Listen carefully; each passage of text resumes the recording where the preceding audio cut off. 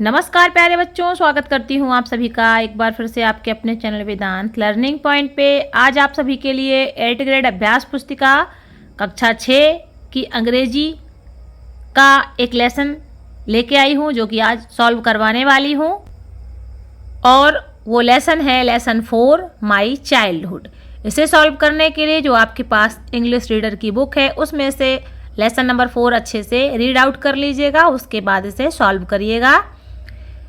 यदि आप चैनल पर नए हैं तो सबसे पहले वीडियो पाने के लिए चैनल को सब्सक्राइब जरूर कर लीजिए और साथ ही साथ कमेंट में ये ज़रूर बताइएगा कि यहाँ पर जो आपको बताया जाता है, पढ़ाया जाता है, आपके अच्छे से समझ में आता है या नहीं आता है। तो कमेंट आप ज़रूर करिएगा अंत में और अच्छे से इसे देखिएगा। मैं आशा करती हूँ कि आप सभी बहुत ही अच्छे होंगे और अच्छे से अपनी पढ़ाई कर रहे होंगे। First question is the lesson my childhood is a story of. मेरा बचपन पाठ एक कहानी है। किसकी कहानी है? तो महात्मा गांधी की कहानी है। ऑप्शन नंबर बी सही रहेगा और यहाँ पर आपको महात्मा गांधी मेंशन कर देना है। Next question is Shravan Kumar parent स्वर। तो जो श्रवण कुमार के माता पिता थे वो कैसे थे? वो ब्लाइंड थे, अंधे थे। यहाँ पर ऑप्शन नंबर डी सही रहेगा और यहाँ पर आपको ब्लाइंड मेंशन कर देना है। Next question is third what was the name of the book bought by Gandhi's father.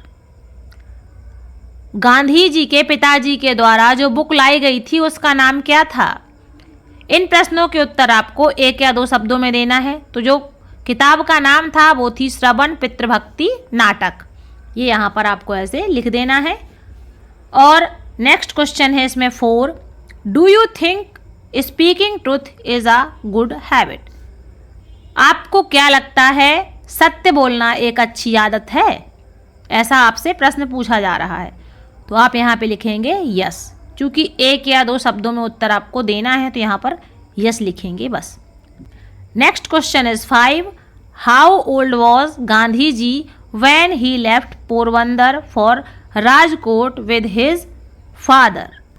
Gandhi ji कितने साल के थे जब उन्होंने राजकोट के लिए अपने पिता के साथ पोरबंदर को छोड़ा? तो वो 7 साल के थे, 7 years old। यहाँ पे लिख देना है। Next question is who came to Gandhi ji's school for inspection.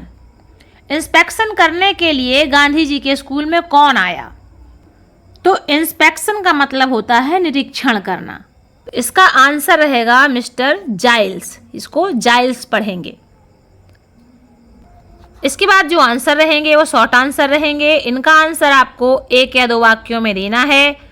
तो जो 7वां क्वेश्चन रहेगा वो रहेगा आपका right the plural form of teacher. Teacher का आपको बहुवचन लिखना है। तो यहाँ पर वाक्य बनाना रहेगा। तो आप करेंगे क्या? Teachers is the plural form of teacher. आपको क्या करना है? टीचर्स इज केवल इतना जोड़ देना है, उसके बाद यहाँ से यही सेम का सेम लिख देना है। तो केवल टीचर में एस जोड़ देंगे तो इसका प्लूरल फॉर्म बन जाएगा। ठीक है, चलते हैं। नेक्स्ट क्वेश्चन जो है आपका 8 है make a sentence with a word parents.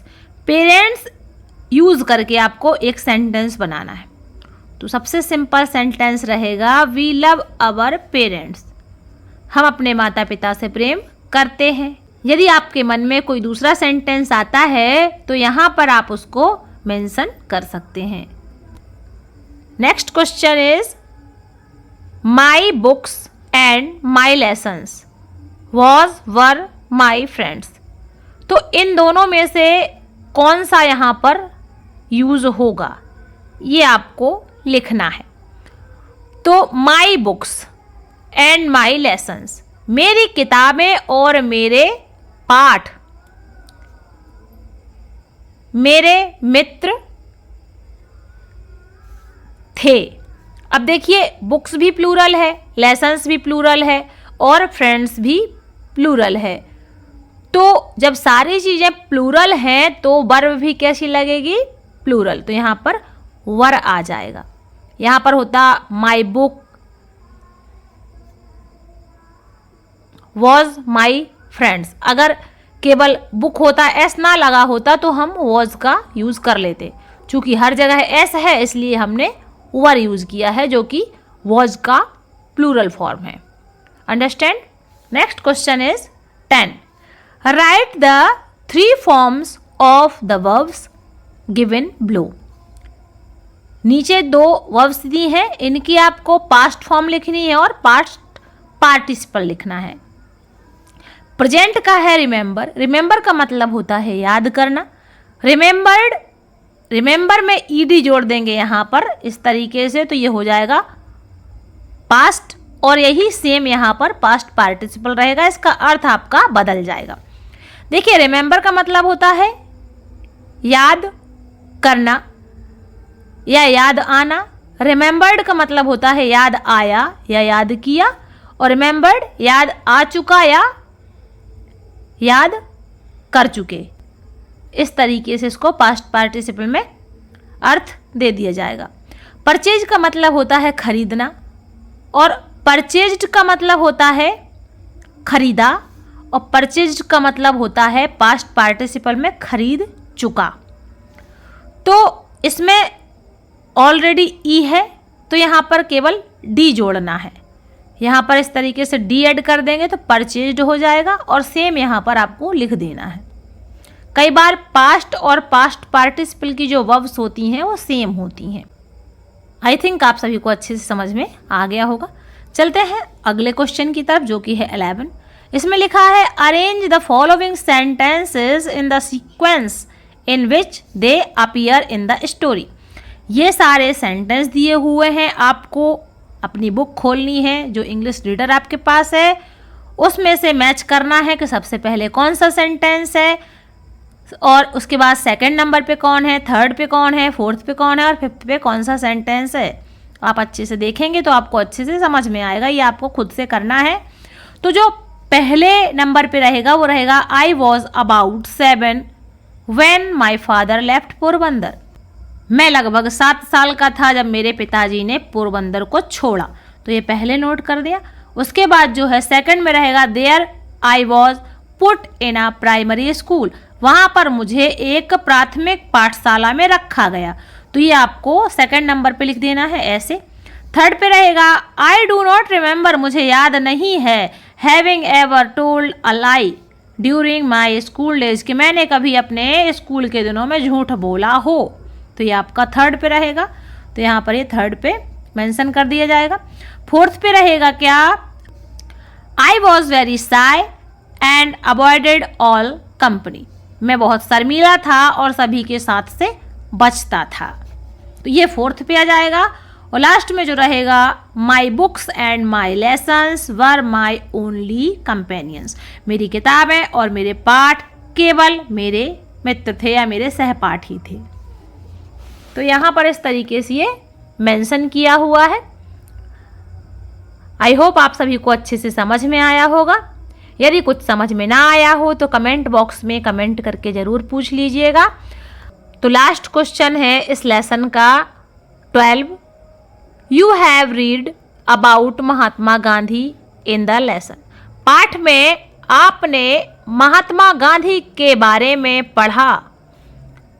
What qualities of Mahatma Gandhi's, Mahatma Gandhi के कौन से गुण would you like to adopt in your life, आप अपने जीवन में उतारेंगे या आप अपने जीवन में प्रयोग करेंगे।